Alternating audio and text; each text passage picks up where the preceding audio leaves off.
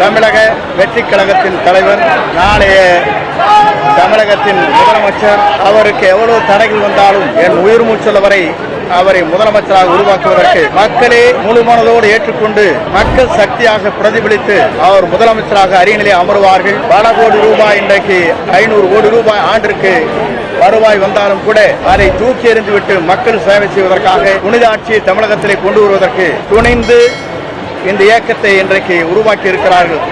அதிலே நான் இடம்பெற்றிருக்கிறேன். இன்றைக்கு மக்கள் சக்தியாக இருக்கிற தமிழக வெற்றி கழகத்தின் தலைவர், நாளைய தமிழகத்தின் முதலமைச்சர். அவருடைய சக்தி, மக்கள் சக்தி என்ற சக்தியின் மூலமாக அவருக்கு எவ்வளவு தடைகள் வந்தாலும்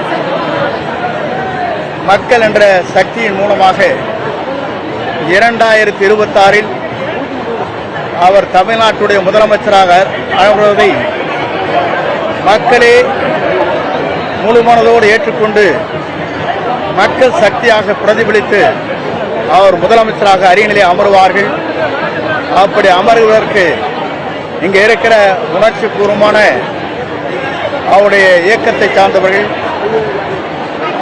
மற்றும் என்னோடு உறுதுணையாக இருந்தவர்கள் ஏறத்தாழ 4 மணி நேரம் இங்கே காத்திருந்து ஒரு சாதாரண தொண்டனாக இருக்கிற என்னை வரவேற்பதற்கு எவ்வளவு பேர் வந்திருக்கிறார்கள் சொன்னால் அதற்கு எவ்வளவு கோடி நன்றி சொன்னாலும் வீடில்லை என்பதை நான் இந்த நேரத்தில் தெரிவித்துக் கொள்கிறேன். 2026 தமிழ்நாட்டுடைய முதலமைச்சராக அவர் அமர்வார் மக்கள் சக்தியோடு என்பதை மட்டும் இந்த நேரத்தில் தெரிவித்து, மக்கள் சக்தியை வீழ்த்துவதற்கு எந்த சக்தியாலும் தமிழகத்தில் முடியாது.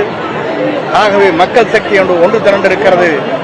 ஆகவே வெற்றி என்ற நிலையில் அவருடைய பயணம் மேலும் மேலும் மக்களுக்காக, மக்களுடைய சேவைக்காக பல கோடி ரூபாய், இன்றைக்கு 500 கோடி ரூபாய் ஆண்டிற்கு வருவாய் வந்தாலும் கூட அதை தூக்கி எறிந்துவிட்டு மக்கள் சேவை செய்வதற்காக புனித ஆட்சியை தமிழகத்திலே கொண்டு வருவதற்கு துணிந்து இந்த இயக்கத்தை இன்றைக்கு உருவாக்கி இருக்கிறார்கள்.